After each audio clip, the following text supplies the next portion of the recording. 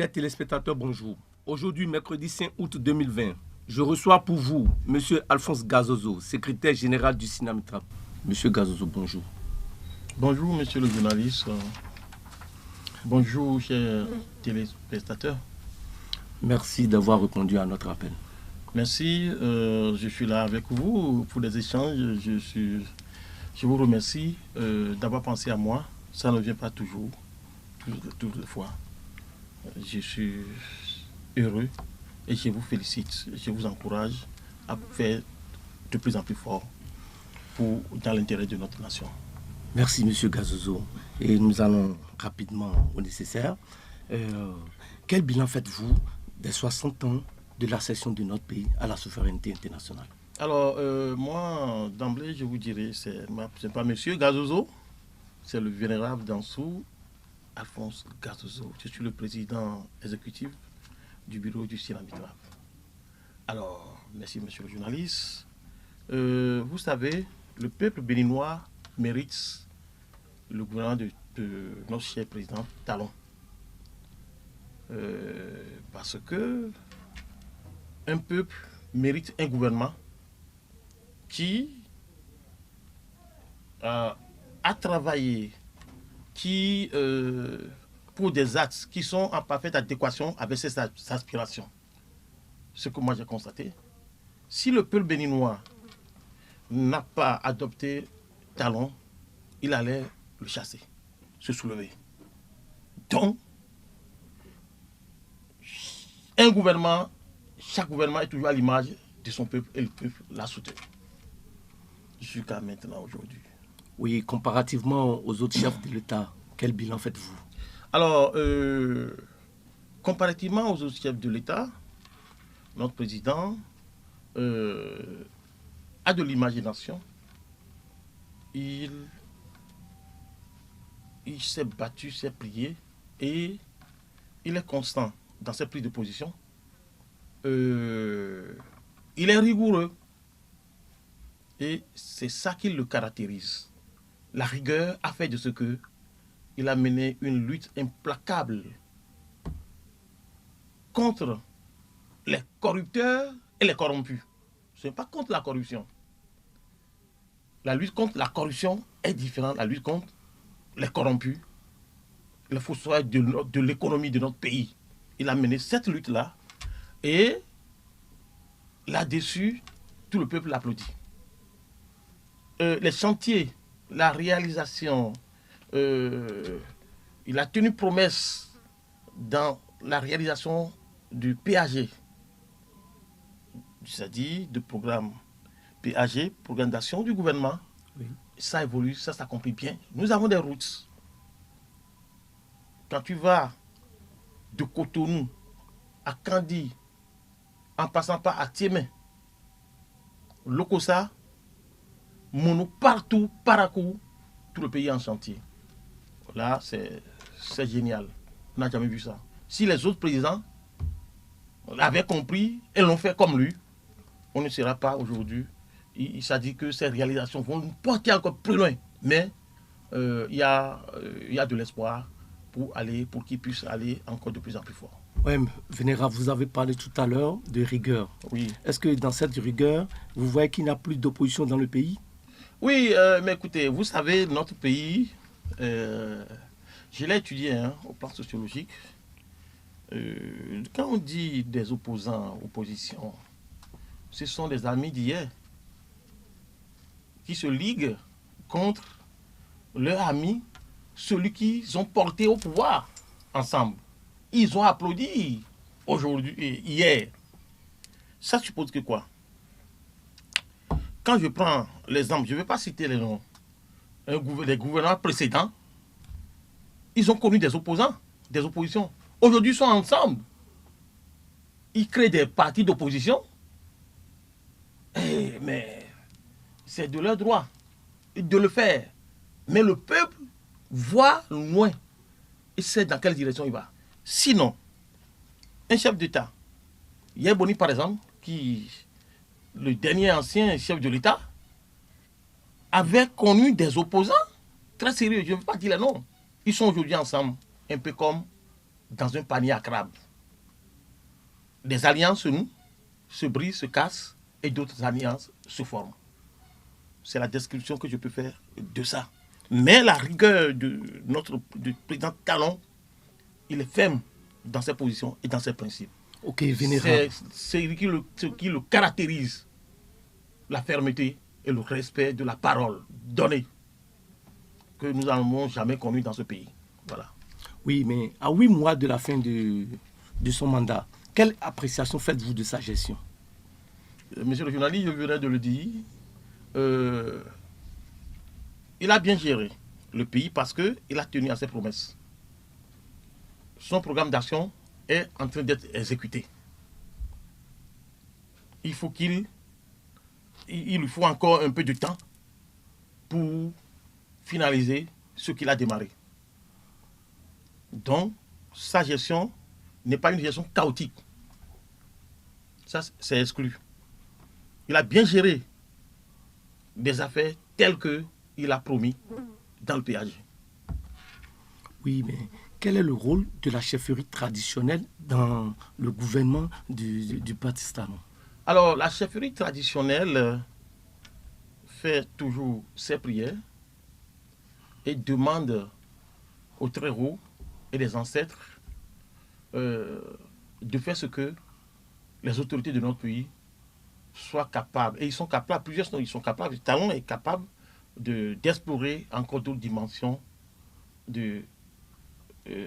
pour allant dans le sens d'avoir encore de progrès accordés à lui par le Très-Haut et les ancêtres. Alors, la chefferie traditionnelle est heureuse de savoir, de constater que la 8e législature, dans notre nouvelle constitution, a pris un article, a pris des dispositions pour améliorer les conditions de vie des traditionalistes en les reconnaissance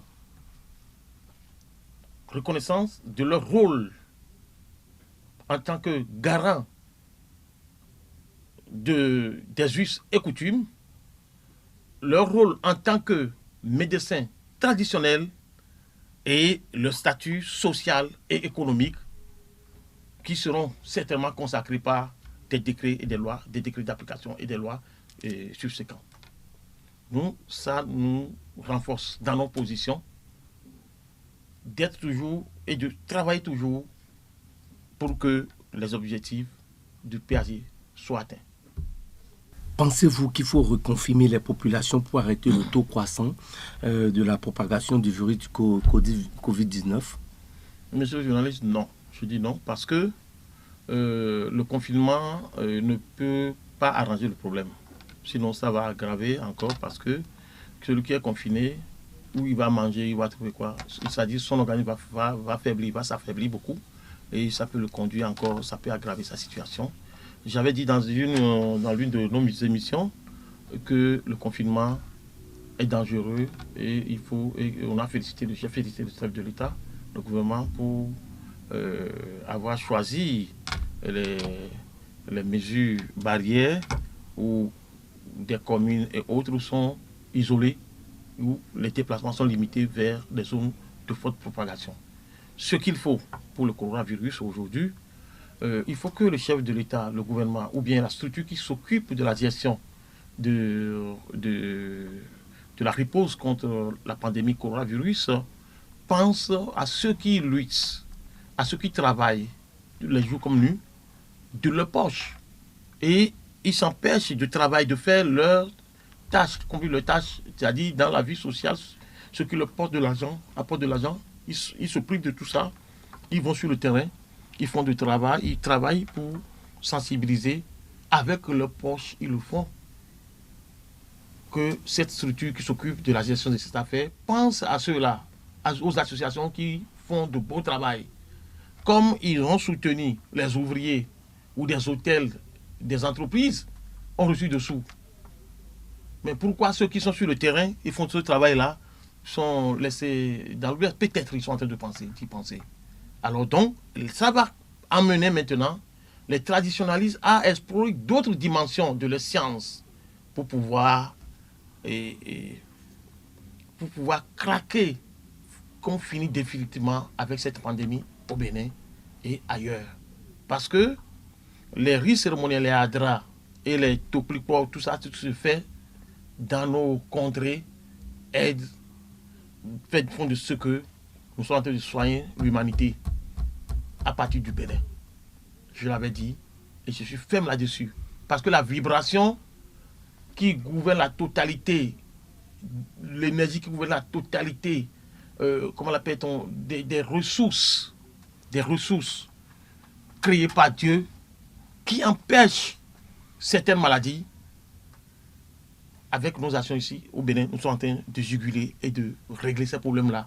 La vibration circule dans le cosmos. Donc ça veut dire que tous les autres peuples de la planète bénéficient de nos efforts. Ici, tout ce qui se fait au Bénin, les autres en profitent également. Oui, mais donc, oui, vénérable. Il faut explorer cette vénérable, je dimension. vous comprends parfaitement, mais en tant que médecin traditionnaliste, bientôt la reprise des classes, quel conseil avez-vous à donner à notre gouvernement à l'endroit de ces apprenants? Alors, je n'ai pas de conseil à donner au gouvernement parce que le gouvernement fait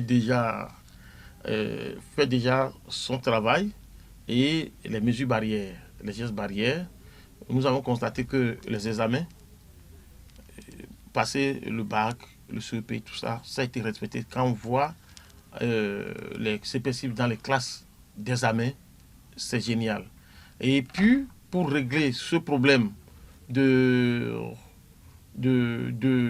peuplement des salles de classe, je peux dire comme ça. Oh, oui.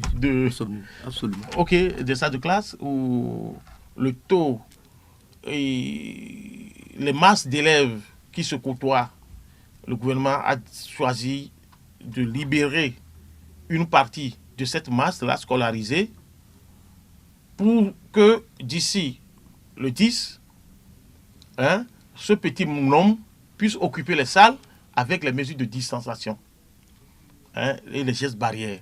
Je pense que c'est génial, c'est à féliciter. On doit les remercier parce qu'on n'a rien à proposer. Ils ont déjà pris toutes les dispositions.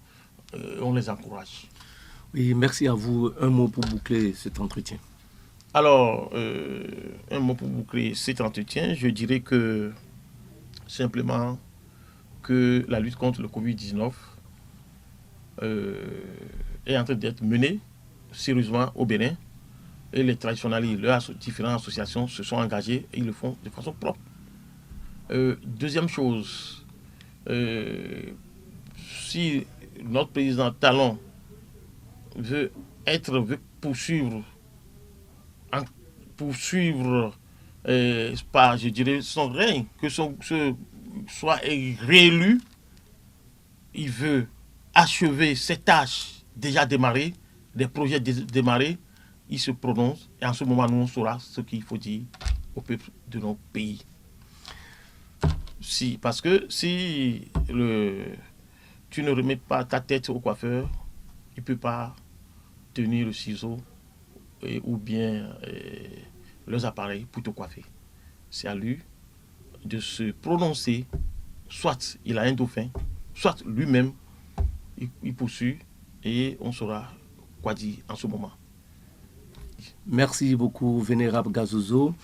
Merci à toute l'équipe de la rédaction Top Média Bénin et à mercredi prochain pour un autre numéro.